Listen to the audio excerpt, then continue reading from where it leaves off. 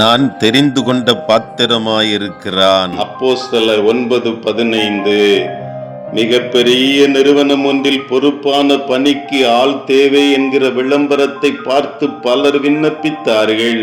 நேர்முக தேர்வுக்கு அழைக்கப்பட்ட அனைவரும் ஒரு அறையிலே அமர்த்தப்பட்டிருந்தார்கள். அதிலே அதிகம் கற்றவர்களும் அனுபவம் நிறைந்தவர்களும் தாளந்து திறமைகள் படைத்தவர்களும் பலர் குழுமி இருந்தார்கள். காலம் கடந்து கொண்டே போனது. நேர்முக தேர்வு ஆரம்பிப்பதற்கான எந்த அறிகுறியும் அங்கே இல்லாததால் பலர் பொறுமை இழந்தனர், எரிச்சல் அடைந்தனர், பலர் கோபப்படுகிறார்கள்.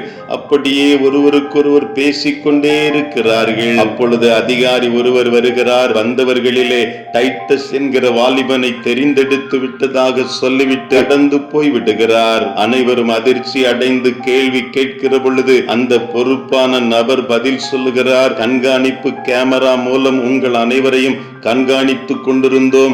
அப்பொறுப்பான பதவிக்கு தேவையான பொறுமை, நிதானம், இன்னும் சாந்த குணம் அனைத்தும் அந்த டைட்டஸ் என்ற வாலிபனிடம் இருந்ததாக, அவனையே தெரிந்தெடுத்ததாக அவர் கூறுகிறார். ஆண்டவரும் முகத்தை பார்த்து, தாளந்து திறமைகளை பார்த்து நம்மை தெரிந்தெடுக்கிற ஆண்டவர் அல்ல.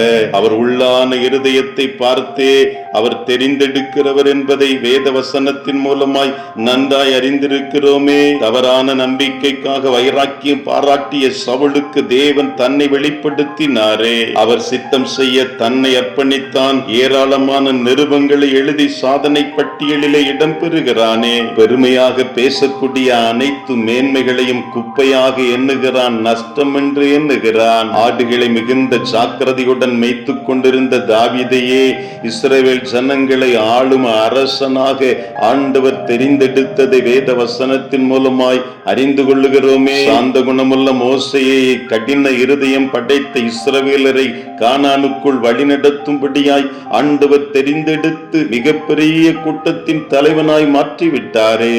அவருக்கு தேவை அவரை நேசிக்கிற, அவருக்காக வைராக்கியம் பாராட்டுகிற, அவருக்காக எதையாவது செய்ய துடிக்கிற இருதயம் படைத்தவர்கள் என்பதை நன்றாய் நாமும் அறிந்து கொண்டு அவருடைய வாஞ்சையை, விருப்பத்தை நிறைவேற்றுகிற பாத்திரங்களாய் நம்மையும் அர்ப்பணம் செய்ய அழைக்கப்பட்டிருக்கிறோம். எந்த நேரத்திலும் பொறுமையையும் நிதானத்தையும் இழந்து போய்விடாதபடி கவனமாய் நம்முடைய வாழ்க்கை பயணத்தை தொடர்கிற பொழுது நமக்கென்று வைக்கப்பட்டிருக்கிற உயர்வு அது நம்மை தேடி வரும் என்கிற உணர்வை அடைந்தவர்களாய் நாமும் தொடர்ந்து முன்னேற ஆண்டவருடைய கரத்திலே ஒரு விசை ஒப்புக் கொடுக்கலாமா?